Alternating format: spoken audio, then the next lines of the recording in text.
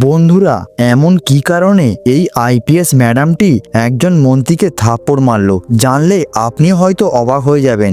গল্পটি শুরু হয়েছিল ময়নাপুর নামের মতোই এই ছোট্ট শহর।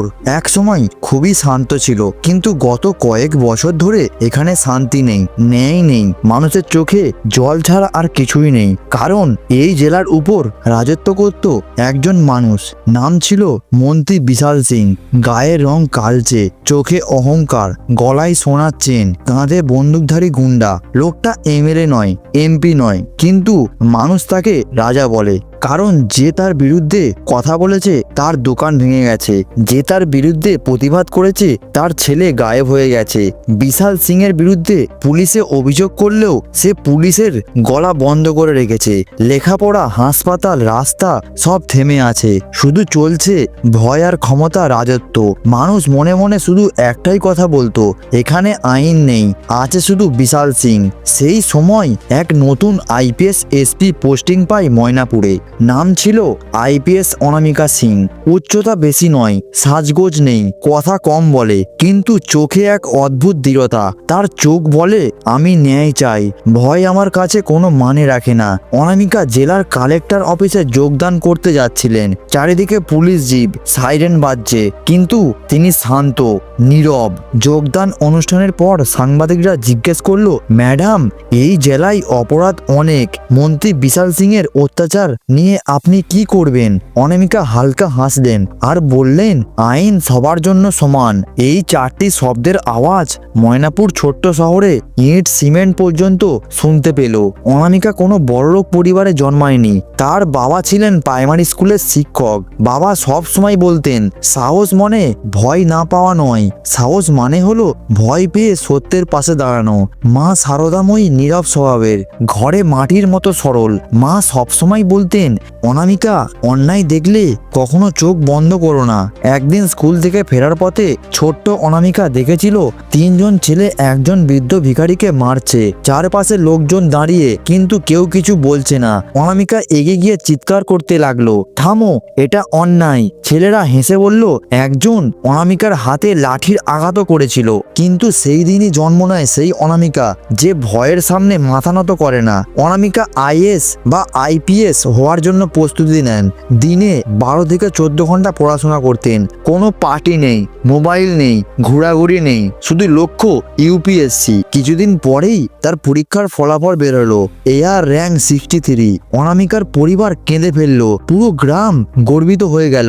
অনামিকা এবার আইপিএস ক্যাডার পায়। তার প্রশিক্ষিত হয় হায়দ্রাবাদের ন্যাশনাল পুলিশ একাডেমিতে। ড্রিল, অস্ত্র চালানো, কূটনীতি, অপরাধ মধ্যস্থ সব ক্ষেত্রে সে সেরা। একজন ট্রেনিং অফিসার বলেছিলেন, এই মেয়ের সাহস আগুনের মতো, কিন্তু এই আগুন ন্যায় এর জন্য জ্বলবে। ময়নাপুরে যোগদানের দ্বিতীয় দিনই বড় ঘটনা ঘটে।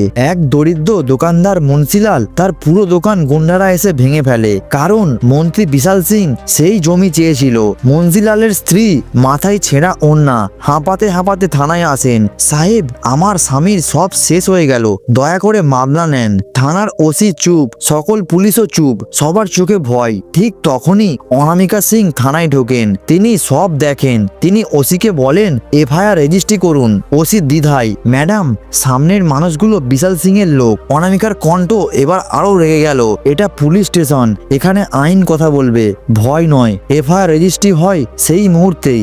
শহরে এই খবর আগুনের মতো ছড়িয়ে পড়ে যে নতুন এসপি কাউকে ভয় পায় না। সন্ধ্যা নামে, আকাশে অন্ধকার। শহরের মাঝ দিয়ে একটি কালো এসইউভি গাড়ি থানার সামনে থামে। দরজা খুলে নামে বিশাল সিং। গায়ে কালো পাথরের মতো রাগ, চোখে আগুন। সে হেঁটে থানায় ঢোকার দিকে সব পুলিশ দাঁড়িয়ে সেলাম দেয়। অনামিকা বসে আছেন। বিশাল সিং চিৎকার করে, তুমি নতুন এসেছো, এখানে আমার নিয়ম চলে, কেস তুলে নাও এক্ষুনি বলছি। অনামিকা শান্ত হয়ে বলল, কেস লেখা হয়ে গেছে, এখন তদন্ত হবে, আইন সবাইকে মানতে হবে। বিশাল সিং টেবিলের উপর হাত মারে, তুমি জানো এখানে আমার ক্ষমতা চলে। অনামিকা হঠাৎ দাঁড়িয়ে বললেন, ক্ষমতা নয়, সত্যটিকে। হাওয়া থেমে গেল। মন্ত্রীর চোখের ইশারা দেয়। তার দুই গুন্ডা অনামিকার দিকে এগিয়ে আসে। একজন তার কাঁধ ধরতে যায়। পরবর্তী মুহূর্তে এক বজ্র আওয়াজ পাওয়া গেল। এক জোরালো চর গুন্ডার গালে। পুরো থানা থমকে যায়। গুন্ডা পিছনে পড়ে আছে।